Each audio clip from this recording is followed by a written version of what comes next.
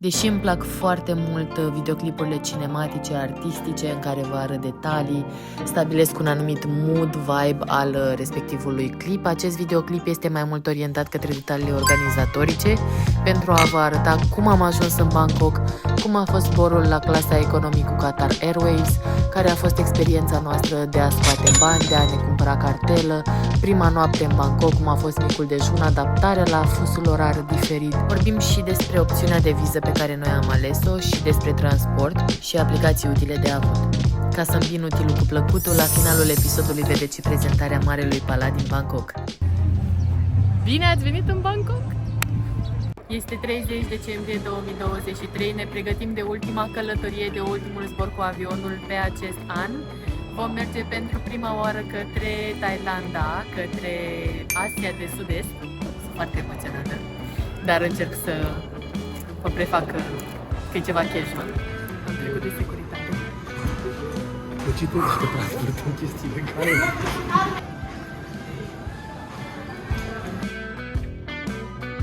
5 ore de uitat lung la acest ecran. Mai târziu am ajuns în aeroportul internațional Hamad din Doha, Qatar, unde aveam o escală de 2 ore jumătate. La îmbarcarea către Bangkok ne-au lăsat să așteptăm destul de mult în acest salon, în acest culoar, foarte mult, 40 de minute cred. Care a fost ok pe toate zborurile. Am avut cu siguranță condiții mult mai bune în avionul de la Doha către Bangkok, pe ambele sensuri, și am avut o selecție mult mai mare de filme, erau ecranele, dispozitivele mult mai noi, era mai mult spațiu la picioare, deci cu adevărat era o experiență îmbunătățită în zborul către Bangkok. După încă 7 ore de zbor, am ajuns în Bangkok! Obositoare zboruri, dar mergem să ne luăm viza. Nu ne-am luat din aia electronică, vrem să ne târguim aici cu ei. Am găsit la acest magazin, chiar cum ieșiți de la securitate și de la control de la bagaje, am găsit True, foarte bune prețurile, 700 de baht o cartelă și vedeți, aveți 50% reducere la al doilea SIM. Aceasta este oferta pe care am luat-o noi de 15 zile cu 700 de baht o cartelă și cealaltă va fi la jumătate, 350 de baht. Deci ambele vor fi 1050. Aveți aici totalul. Este nelimitat pentru 15 zile, toate opțiunile, internetul este 5G, deci sunt foarte mulțumită.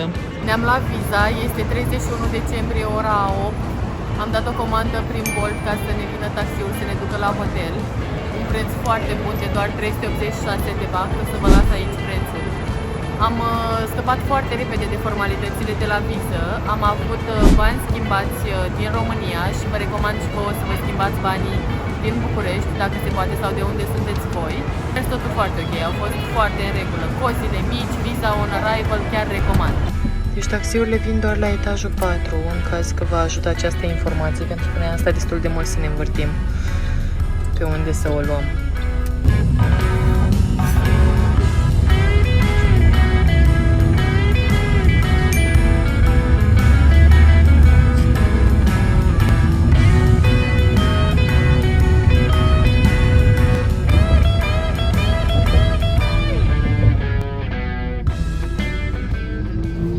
Cazare Night Hotel, situat pe Sukhumvit 15. În Thailanda am remarcat că de multe ori prețurile sunt mai mici pe Agoda, deci vă recomand să vă descărcați aplicația Agoda și să comparați prețurile cu Booking. Recenziile de pe Booking sunt mai relevante pentru noi.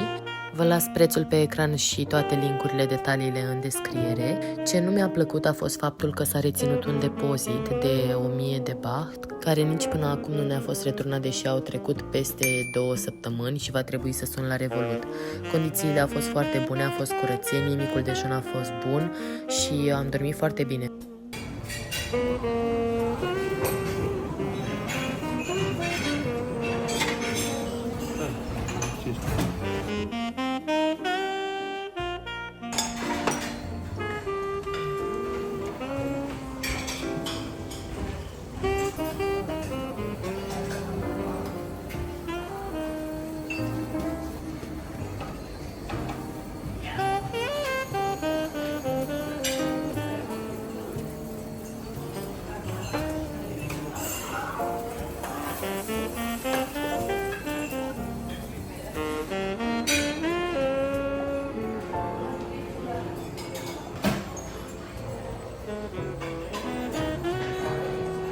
Primul mic dejun tailandez, am primit și acest shat.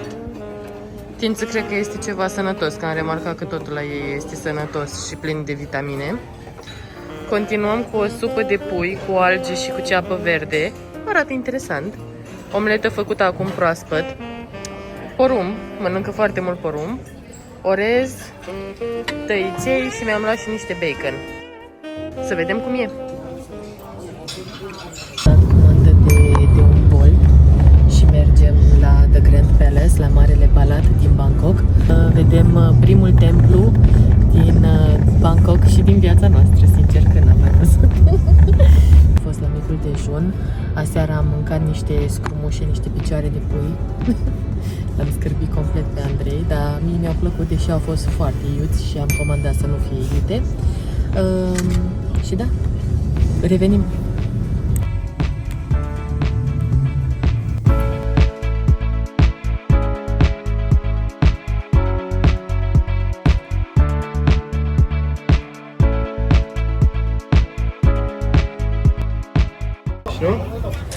Suntem la ATM, scoatem bani, facem un withdrawal, 25.000 trebuie să scoatem.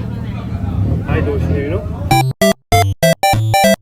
Este un comision unic în Thailanda de 220 de baht în funcție de câți bani scoateți. Deci dacă scoateți sume mai mari, este foarte avantajos pentru că practic 220 de baht înseamnă cam 28-30 de lei. Prima impresie așa la cald, să zic, sunt 35 de grade. Și se simt ca 35 de grade. Am făcut o oră în trafic, dar am plătit doar 50 de lei. O oră și ceva. O oră și ceva, este foarte aglomerat, 11 km într-o oră. Orașul este gigantic, traficul este nebun, sunt foarte multe mijloace de transport, de la târtăcuțe la... Nu prea ține cont de trece de pietoni. Da, nu. Dar niciun claxon, efectiv. Interesant că în cameră, de exemplu, aerul condiționat este de la 25 de grade și mi este fric de nu mai pot, dorm învelită cu plapuma. Zona este destul de frumoasă aici.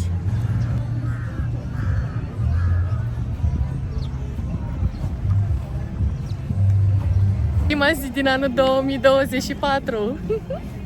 Eu merg prin iarbă fără șlapi în centrul orașului.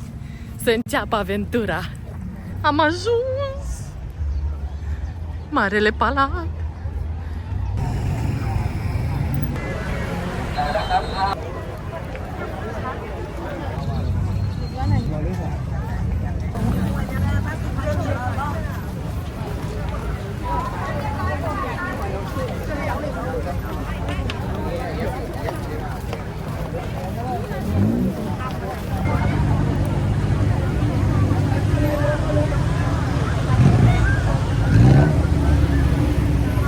Am stat la așa coadă în viața mea.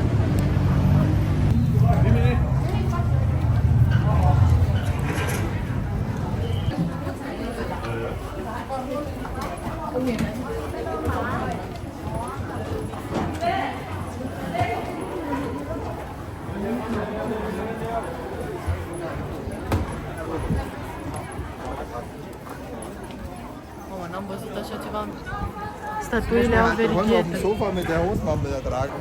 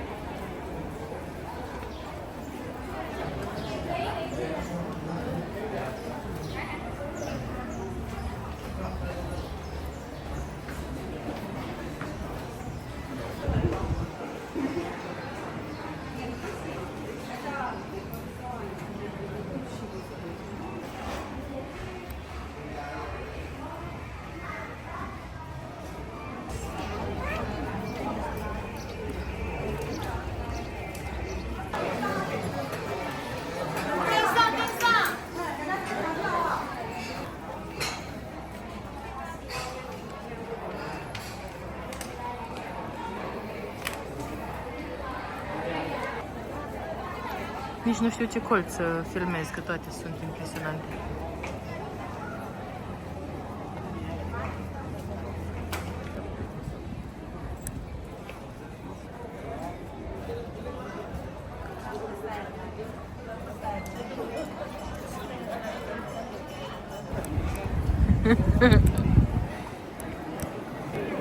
Toată lumea se descalță ca să intre în Marele Palat. Un sfat pe care nu l-am mai auzit să-l dea nimeni și care este foarte util dacă mergeți în picioarele goale, frige foarte tare granitul acesta de la soare și vă recomand să vă luați niște șosete.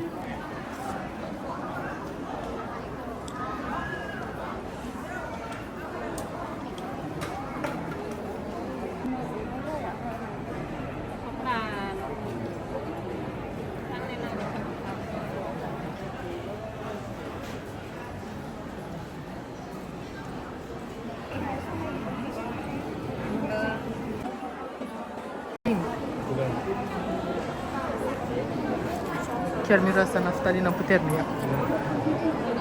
Ce bine că nu știe nimeni română în Asia. Nu, că se bagă fantastic. Nu știu unde să împing așa, dar nu înțeleg de ce să împing așa.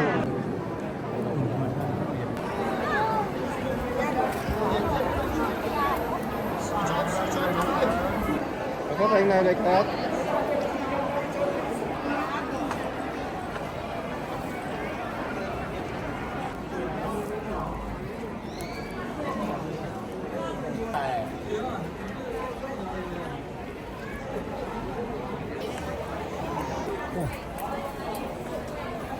Îndrăznesc să spun că este cel mai frumos loc în care am fost vreodată.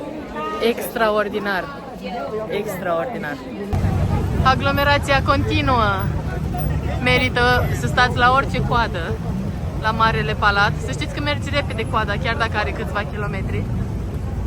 Și aveți grijă la ceea ce vezi de pe stradă, inclusiv gheața conține apă de la ghiuvetă care pe noi ne poate afecta într-un sens negativ.